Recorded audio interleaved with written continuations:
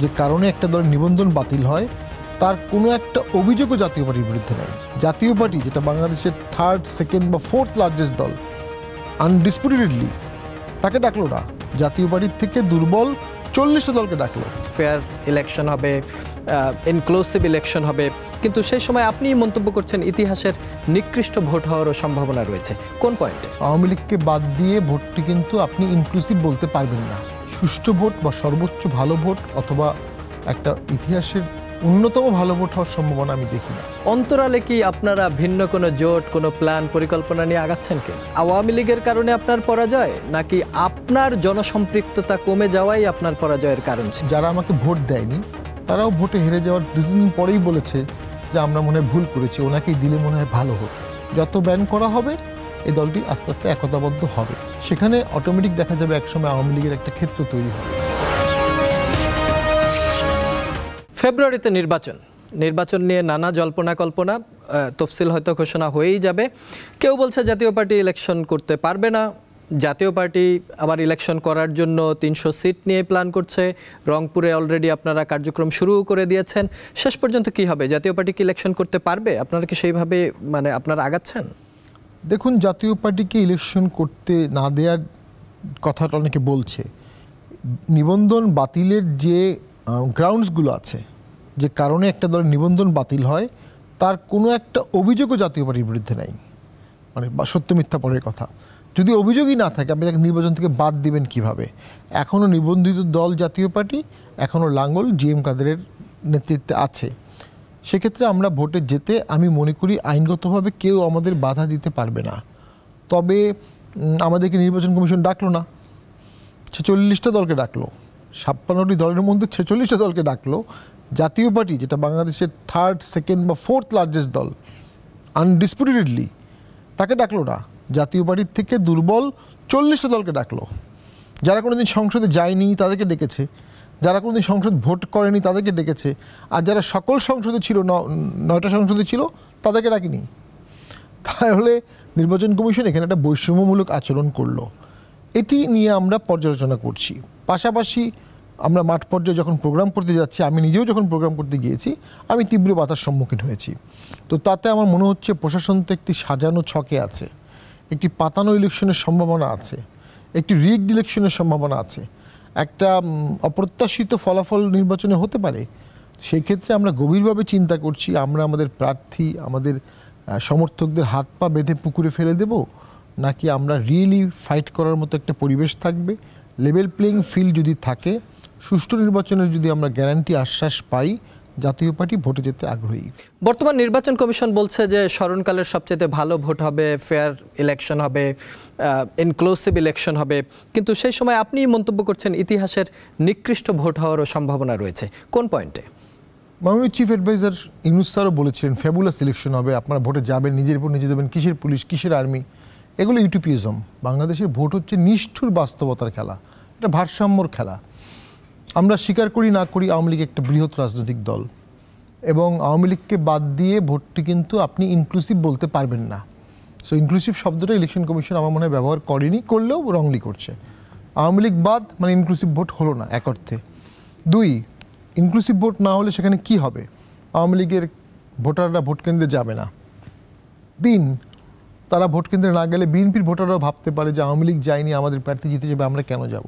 এটা আওয়ামী লীগের আমলে হয়েছে। 4, ভোটকাস্টিং যখন কম হবে তখন জোর করে স্টাফিং করা হবে, শিট চেঞ্জ করা হবে, প্রিজাইডিংকে প্রেশারাইজ করা হবে। যে কোনো মূল্যে একটা ভজঘটের ইলেকশন অসংখ্য সেন্টারে হয়ে যেতে পারে, এবং সেটি কোনো ক্ষেত্রে 14 সালের থেকেও খারাপ হতে পারে। 14 সালের থেকে খারাপ ইলেকশন হওয়া খুব কঠিন, কিন্তু হতে পারে। তো আমি সেদিক থেকে বলেছি এটা কখনোই ভালো ভোট হওয়ার সম্ভাবনা নাই। এটি আমার সাথে মান্না ভাইও একমত হয়েছে যে সর্বশ্রেষ্ঠ ভোট হবে না, একটা মোটামুটি ভালো ভোট হতে পারে। তো নির্বাচন কমিশন যেটা বলছে এটা বাস্তবসম্মত না। সুষ্ঠু ভোট বা সর্বোচ্চ ভালো ভোট অথবা একটা ইতিহাসের অন্যতম ভালো ভোট হওয়ার সম্ভাবনা আমি দেখি না, যেহেতু মাঠের ভারসাম্য নাই। মাঠে কিন্তু পুলিশ বা আর্মি ভারসাম্য রাখে না, মাঠে ভারসাম্য রাখে বড় দুটি দল, সেই মধ্যে আওয়ামী লীগ, বিএনপি বা দুটি জোট। যেহেতু একটি বড় দল যদি ভোটে না থাকে, পেন্ডুলামটা এলোমেলো হয়ে যাবে, ভোটের ভারসাম্যহীন হয়ে যাবে, এবং ভোটটা তখন আন্ডার ডিকটেশন হবে। এই আন্ডার ডিকটেশনে গিয়ে অসংখ্য রেকর্ডেড ইররেগুলারিটিস থেকে যাবে, দেখা যাবে, ডকুমেন্ট থেকে যাবে, এভিডেন্স থেকে যাবে, এবং সেটা নিয়ে কিন্তু ওই সরকারটা একটু দুর্বল হবে, একটু দুর্বল ম্যান্ডেট হবে। সেই দুর্বল ম্যান্ডেটের সরকার দেশ চালাতে গিয়ে কিছুটা হোঁচট খাবে, তার বিরুদ্ধে আন্দোলন হবে, সে আন্দোলন দমন করতে একসময় সে পুলিশকে নির্দেশ দিবে, পুলিশ যদি তার নির্দেশ শুনে গুলি করে, টর্চার করে, তাহলে সরকার কিছুদিন টিকে যাবে, আর যদি পুলিশ নির্দেশ ভায়োলেট করে তাহলে সরকার পতন হবে। এটা একটা সার্কেলের মতো। সো যে ফ্যাসিজমের কথা আমরা বলছি, এই ফ্যাসিজমের সূত্রপাতই কিন্তু হয় একতরফা ইলেকশন দিয়ে। 14 সালের ইলেকশনটা বাংলাদেশে না হলে আওয়ামী লীগ ফ্যাসিবাদ হতো না। সামনের একতরফা ভোটে যেন কেউ ফ্যাসিবাদ না হয়, এটাই তো আমরা চাবো।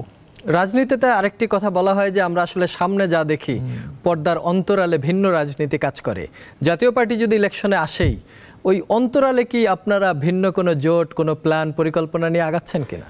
হ্যাঁ, দেখুন, জাতীয় পার্টি জোটের, দেখুন 2001 সালের ভোটে একটা নতুন মডেল দাঁড়ালো, যেখানে দাঁড়িপাল্লা সেখানে ধানের শীষ নাই, যেখানে ধানের শীষ সেখানে দাঁড়িপাল্লা নাই। It work like magic.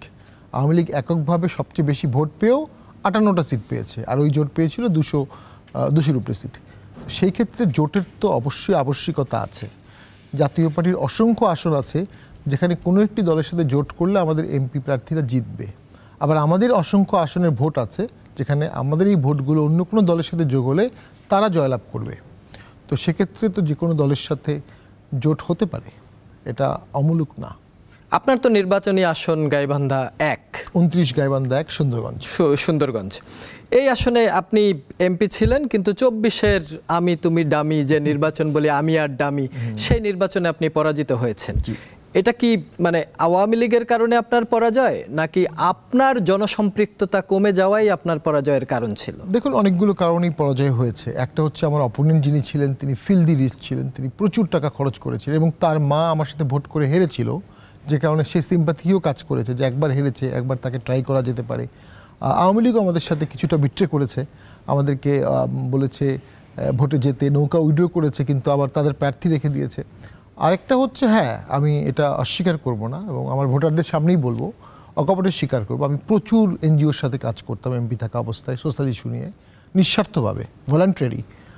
প্রচুর বিদেশে যেতাম তাদের প্রোগ্রামে, প্রচুর সংসদ করতাম, রেগুলার সংসদ করতাম, এবং প্রতিদিনই কোনো না কোনো বক্তব্য দিতাম, প্রচুর টক শো করতাম।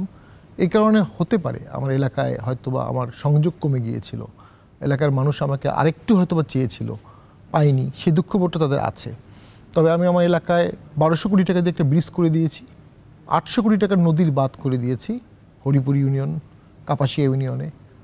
তো সেটার জন্য মানুষ আমাকে মনে রাখবে, এটা আমার বিশ্বাস। তবে ভোটে হেরে যাওয়ার পর আমার নেতাকর্মীরা অনেকে কেঁদেছে, এবং যারা আমাকে ভোট দেয়নি তারাও ভোটে হেরে যাওয়ার 2-3 দিন পরেই বলেছে যে আমরা মনে হয় ভুল করেছি, ওনাকেই দিলে মনে হয় ভালো হতো। তো এটা আমার একটা বড় পাওয়া। কারণ ভবিষ্যতে কী হবে এটা ইউটিসি। আগামী নির্বাচনে যদি আপনি ওই একই আসনে ভোট করেন, কি কি সংশোধনী আনবেন, যে আগে যেটা আপনি পারেননি, বা এখন আপনার ভেতরে যে অনুশোচনা কাজ করছে সেখান থেকে ফিরে কি এমন করবেন যে আপনার সেই লোকজন আবার আপনাকে ভোট দিয়ে এমপি নির্বাচিত করবে? দেখুন, আমি আমার 5 বছর বা 6 বছরের সময়ে সুশাসন নিশ্চিত করতে পেরেছিলাম। কোনো নিরীহ মানুষ, 3 জন নিরীহ মানুষ অ্যারেস্ট হয়েছিল পলিটিক্যালি, এর বাইরে হয়নি। আমি এটা খুব শক্ত হাতে পুলিশ প্রশাসনকে সাথে নিয়ে করেছিলাম।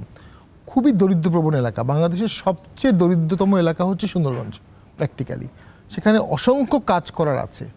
সেক্ষেত্রে এমপিদেরকে যদি বেশি বরাদ্দ দেওয়া হয়, এমপিরা সে কাজ করতে পারবে। যে সীমিত বরাদ্দ দেওয়া হয়, এটা দিয়ে এরকম একটি আসনের উন্নয়ন ব্যাপক হারে করা সম্ভব না। মানুষের সাথে সংযোগ বাড়াবো অবশ্যই, আর মানুষকে এটাও বোঝানোর চেষ্টা করব যে একজন সংসদ সদস্যের মূল কাজ কিন্তু সংসদ এবং আইন বানানো। যদি আইন না বানিয়ে সংসদ স্থানীয় সরকারের মতো লোকালি পড়ে থেকে লোকাল কাজ করে, ওটা আসলে সংসদের শপথবদ্ধ দায়িত্ব না। তবে এলাকার জনগণ যেভাবে চাবে সেভাবেই তাদের পাশে থাকবো, তাদের কাছে শুনবো তারা কি চায়, কিভাবে তারা আমাদেরকে চায়, কিভাবে আমাকে চায়।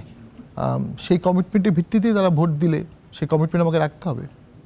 একদম শেষ প্রশ্ন করতে চাই, দল নিষিদ্ধের রাজনীতি আপনি পছন্দ করেন কিনা? একসময় বাংলাদেশে জামাত ইসলামকে নিষিদ্ধ করা হয়েছে, এখন আওয়ামী লীগের কার্যক্রম নিষিদ্ধ রয়েছে। শেষ পর্যন্ত এটা কি কোনো সাকসেসফুল প্রজেক্ট হয় কিনা? মুসলিম লীগ পাকিস্তান স্বাধীন করেছিল কমপ্লিটলি জিন্নাহ সাহেবের নেতৃত্বে, টোটালি, এবং বাংলাদেশের মানুষ কিন্তু হোল হার্টেডলি মুসলিম লীগকে সাথে নিয়ে পাকিস্তান করেছে।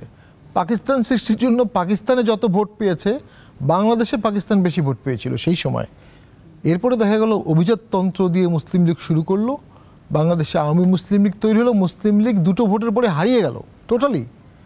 দেশ স্বাধীন করা, সৃষ্টি করা দল হারিয়ে গেছে। তো ওটা হচ্ছে ভোটের মাধ্যমে হারিয়ে যাওয়া। যেমন বর্তমান সরকারের আসার পরে 3 মাসের মধ্যে যদি ভোট দিত, আওয়ামী লীগ কিন্তু ভোটে হয়তো বা হারিয়ে যেত। জামাতকে ব্যান করা হয়েছিল আন্দোলনের সময়, জিএম কাদের বলেছিলেন এটা ঠিক হয়নি, এক্সিকিউটিভ অর্ডারে কাউকে ব্যান করা যাবে না। সেই জামাত তো এক সময় ছিল 3% দল, 5% দল, 11% দল, এখন তো কেউ কেউ বলে 27% দল। তো ব্যান করে তো আপনি তাকে অনেক বড় করে ফেললেন। আর সেখানে আওয়ামী লীগ 71-এর অঙ্গাঙ্গিভাবে জড়িয়ে থাকা একটা দল, 6 দফার দল, 47 বা 50 থেকে শুরু করে 71 পর্যন্ত তাদের একটা সুদীর্ঘ পদচারণা।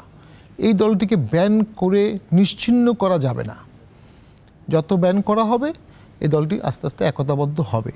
সো বেটার হচ্ছে একটা কম্প্রোমাইজ ফর্মুলার মাধ্যমে সীমিত পরিসরে কিভাবে রাজনীতিটাকে গুছানো যায় সেদিকে লিডারশিপ কাউকে দেখাতে হতো। সেই লিডারশিপটা কেউ দেখালেন না। এটাই বাংলাদেশের দুঃখজনক যে বিভাজন রেখাটা স্পষ্ট হয়ে গেল। 71 সালের পরে গোলাম আজম সাহেব পালিয়ে গিয়েছিলেন, সত্য ঘটনা। মুজাহিদ সাহেব পালিয়ে পাকিস্তানে গিয়েছিলেন। তারা কিন্তু 78 সালে আবার ফিরে এসেছেন বাংলাদেশে। তো তারা যদি ফিরে আসতে পারেন, একসময় আওয়ামী লীগ ফিরে আসবে, এটা ন্যাচারাল প্রক্রিয়া। আর যেই সরকার বাংলাদেশে হবে সে কখনোই বাংলাদেশের মানুষকে হ্যাপি করতে পারবে না। এটা সিঙ্গাপুর না, মালয়েশিয়া না, এবং আমাদের কোনো লি কুয়াং ইউ নাই, অথবা আমাদের কোনো আনোয়ার ইব্রাহিম নাই মালয়েশিয়ার মতো, যিনি ম্যাজিক কাঠি দিয়ে দেশটাকে এমনভাবে করে দেবেন যে মানুষ অন্য সবাইকে ভুলে যাবে, অন্য দলকে ভুলে যাবে, রাজনীতি ভুলে যাবে। সেটা হবে না। এদেশে মানুষ রাজনীতি করবে, সমালোচনা করবে, এবং রাজনীতির ক্ষেত্রে নতুন দলগুলোকে দেখবে। সেখানে অটোমেটিক দেখা যাবে একসময় আওয়ামী লীগের একটা ক্ষেত্র তৈরি হবে।